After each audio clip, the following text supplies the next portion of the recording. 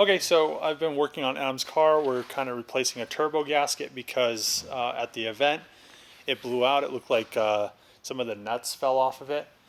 Where did I put that thing at?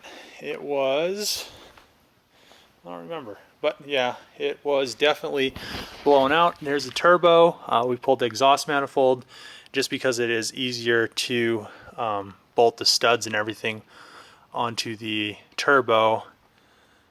Well, put the nuts on the back of the turbo with the manifold actually away from the engine so you can, kind of maneuver it around and everything. But I wonder, what did I do with that gasket? I just had it in my hand and then I set it down somewhere. Let me see if I can find it. So, what did I do with you? I don't know. It's gone forever. But it was like half a, oh, there it is. So it's on the floor. So yeah, half a gasket. So what happened was there was only one nut right here and no like other clamping. So the exhaust gas just like went for the least resistance and then just melted this and blew it out. But otherwise, it's not too bad. I guess that's probably the reason why the turbo stopped spooling and everything. And then later, I'm going to pull this compressor housing really quick, and then I'm gonna TIG weld that to that.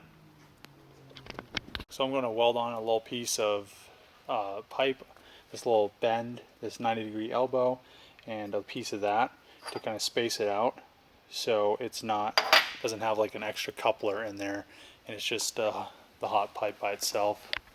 So it'll just actually be this connected to it instead of like a two little couplers on a little 90-degree elbow really close together. All right, so it is, I'm not even sure what time in the morning. Let me take a look. It's 8 o'clock in the morning. Been up all night helping Adam with his car. He just went home. We did like a lot of work. I welded that compressor housing so it actually has a little 90-degree bend in it, so it goes to the stock hot pipe with his HCAS blow-off valve and everything. So and then I made the heat wrap all nice around the by the master cylinder, and fixed all the, well, almost fixed all the exhaust leaks. The little 3-bolt flange coming off of the elbow, and the 2-bolt flange coming off of like the cat delete is leaking now because we took them apart. We don't have any more gaskets, but at least it's not the turbo leaking. It hits 18 pounds. It's pretty quick. So it's a lot better than it was. The AFRs are like on point and all this stuff's good. We replaced the fuel pump as well because his sending unit wasn't working, and this one is kind of finicky. It like, I don't know, it's full, but it like reads like all over the place. It's 240 sending units. Like if you don't have to change the fuel pump, never remove the sending unit because they always get all like weird after you change a fuel pump. So yeah, that's cool. I got the that stuff welded up and pretty much this thing ready to go. It has like a little shimmy issue when you turn to the left. I'm not sure what's causing it. I think the car probably just needs like a proper alignment. Hopefully that gets rid of it. But we did a lot of work on it in a really short period of time, and it's yeah, really nice. I guess they're going to take it to Pikes Peak, and Trevor's going to take his car or something, and then I'm just going to go home and go to bed and maybe just chill for a little bit. So yeah, and then this is that other coupler that was in between the that elbow. So there was just a lot of like flexing. That there was like the ability that it could flex and do all kinds of crazy stuff, and that hot pipe was just like wobbling all over the place. So it's a good thing that like I deleted that extra coupler, and Adam was like happy because he said it's something he's been wanting to do for a long time. So I am well, Paul brought me some Starbucks and some breakfast. I welded him up little kick thing for his motorcycle again, because I guess it like wears down over time when he kicks it to start it. But yeah, I'm really tired. Yeah, there's the Starbucks. He brought me a nice big one, but I'm like super tired. Oh.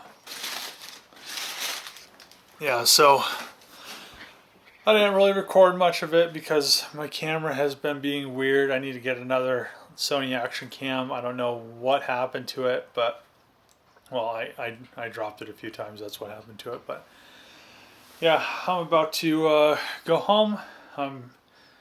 Maybe I'll do a live stream later today, but I definitely will not have a Wednesday video, because you know I'm tired, and this will probably be a Thursday video.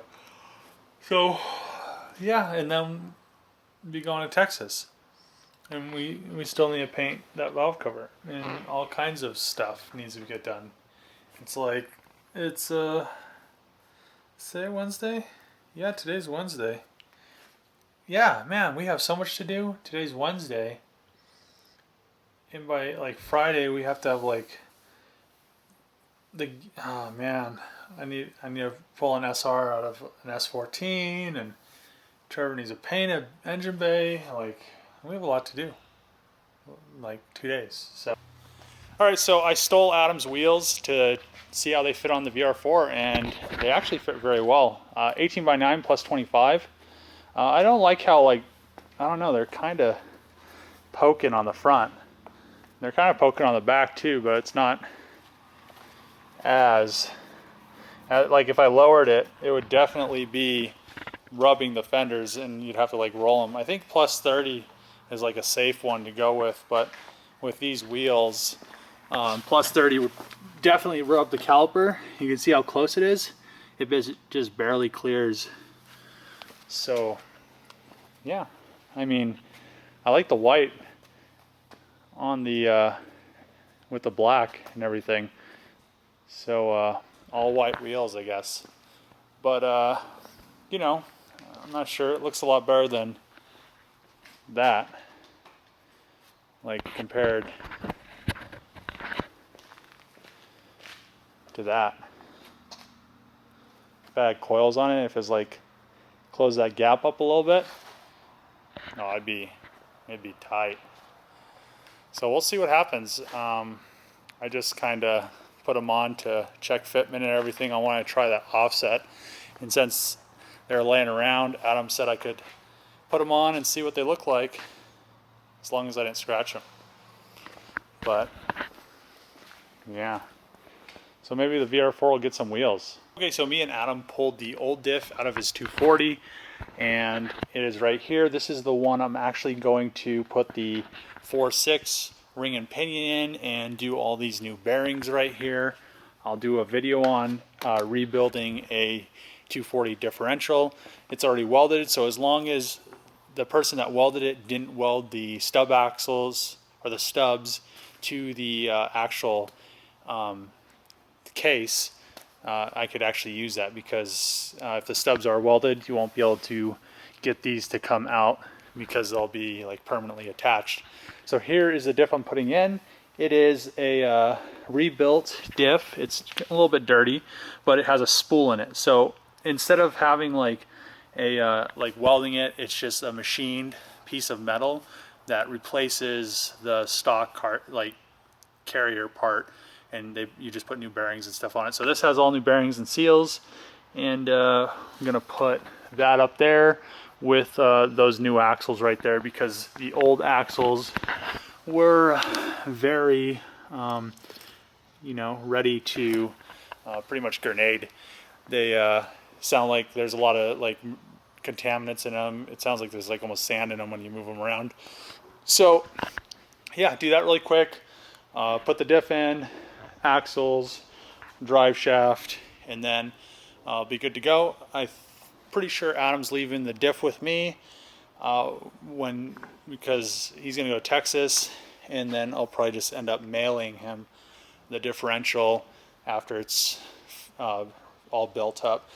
And this is a 4:9 ratio diff, and this one's out of a 03 Frontier, and this is a 4.6, and that's out of a Pathfinder.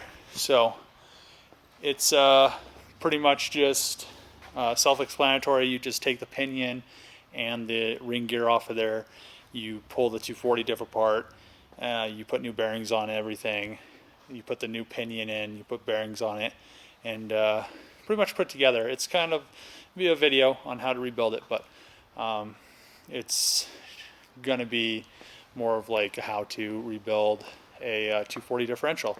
So that'll be coming up. I really been busy this whole week doing things to help Adam with getting his car, like the new transmission, welding the compressor housing and stuff, just to kind of get it a little bit better than it was before.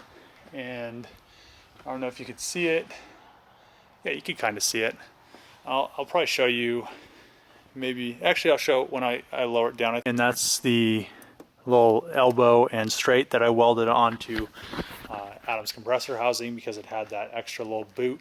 So now this charge pipe is a lot firmer because before it just like flop around. So yeah, that's a nice improvement, especially because it was like kind of in the way of this air filter and everything. What else did we get done?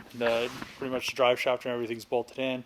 The axles are tightened, and yeah, I think that's about it. Go over to my dad's friend's house. He needed his spark plugs changed on his 05 F250.